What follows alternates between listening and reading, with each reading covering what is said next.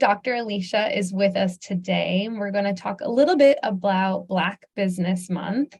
Dr. Alisha, could you share in a few sentences what you do? And I am a remote work pioneer and owner of Hera Hub Temecula, which is a female-focused shared workspace and business accelerator. I'm excited to be here.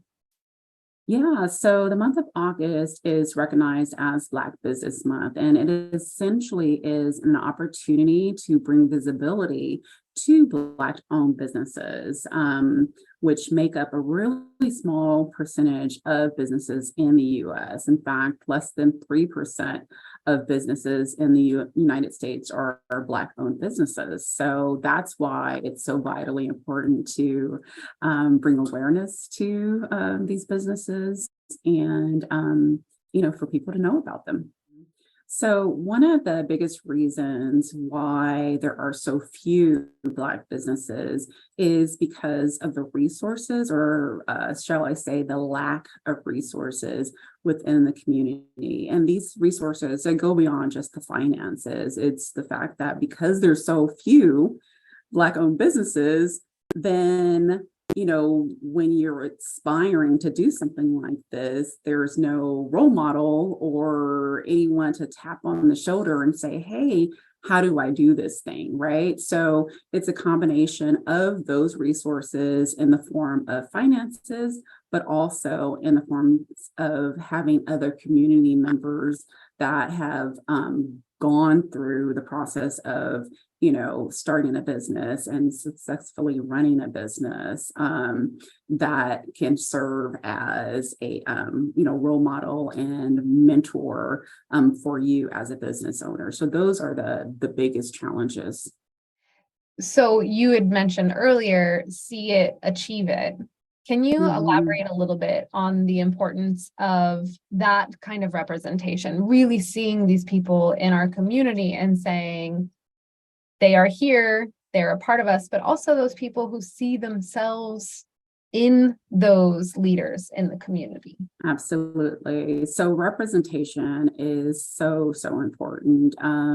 If we see someone who looks like us, who perhaps grew up in the same neighborhoods as we did, we'll believe that they can actually achieve it. And when I became the owner of Hera Hub Temecula, it never really occurred to me how important it would be for people to see a woman of color as the lead of this organization, until I, much to my surprise, had people, approach me and say, hey, when I went to the website and I saw a picture of you, I knew that I had to come in here and see you and meet you and find out, what you're doing and really learn about my path, right? Because when you don't have those resources or you don't have those models of people who have been there and done that, you always want to know, okay, what was your pathway? How did you start this? What did you do? And so I get that a lot from people who, just so happen to visit my website. In fact, there was a point in time when my virtual assistant did some updates to the website, and she utilized a cover photo on the landing page that was just a picture of the space, which is a beautiful space. And and it does attract people into the space to see it. However, because of the experiences that I had with so many people that reached out to me and, actually picked up the phone, as opposed to just, completing the contact form, actually picked up the phone and was like, hey, and surprised oftentimes that I was on the other end as well. You're Alisha, I want to set up a time to come and meet you. And so, so I went ahead and said, hey, let's go ahead and change that photo back to, me within the space, as opposed to just a photo of the space. I do want to mention that there's more that you do in the community than just own Hera Hub. Can you speak a little bit about the other things you've done, whether they're in your past or still in your present? I am part of the local chapter of Delta Sigma Theta Sorority. We are a nonprofit organization that provides services to the community, everything from youth development initiatives to, providing resources to the homeless. Encouraging political engagement within the community. So that's one of those things. I'm also a governor appointee to the State Commission on the Status of Women and Girls, which I have served in that capacity since 2014. I was appointed by Governor Jerry Brown and then reappointed in 2019 by Governor Newsom. And so in that capacity, I have done a lot of work when it comes to women and pay equity. As you know, women still make a significant amount less than men do. It's nearly 70 cents to every dollar that a man in the equivalent position with the same qualifications make. Right here in US of A, that's still happening. And it even, the gap even widens more when we look at women of color. African-American women make 60 cents to every dollar, and then Latinas 40% to every dollar.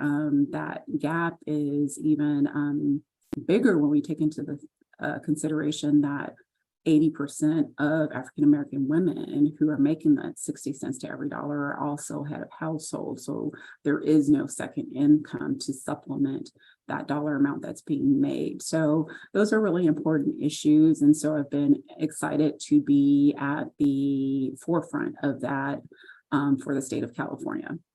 It's wonderful that you are represented in so many areas of your community, so that whether it's politically, financially, as a female, as a Black woman, in business, in the Temecula area, right? In California, there's so many ways that you are impacting your local community and the greater community around you as well. So thank you so much for everything you're doing. Thank you. I do want to say, I really liked the point where you were talking about people come in for that reason, like people might be drawn to you for that reason, that they see themselves in you a little bit. And so they feel more comfortable and more open. And I just want to echo that the people that maybe choose not to aren't the people that you're trying to serve, and the people you are serving are that's how we make impact, right? That's the representation. So I just wanted to take a moment, echo that back to you and say that it's a really admirable thing to be willing to put yourself as a human out there, also as a symbol for those who might need it. I would much rather be engaging with and working with and collaborating with and doing business with people who actually see and appreciate the value that I bring. And that's me as a full person, as a Black woman, as a, entrepreneur, as a mom, all the aspects that make me me. There's a lot of areas that can be affected by our willingness to put ourselves out there. Yeah. And there can be correlations sometimes between the amount of work we do here and the rest of our work moving forward as well. So if people are not afraid to go out in one part of the community, they can keep growing in lots of parts of the community. And that can mean their success brings them up across the board, right? Absolutely. And then, it's just a trickle effect then. More and more impact. Yeah. Happy Black Business Month.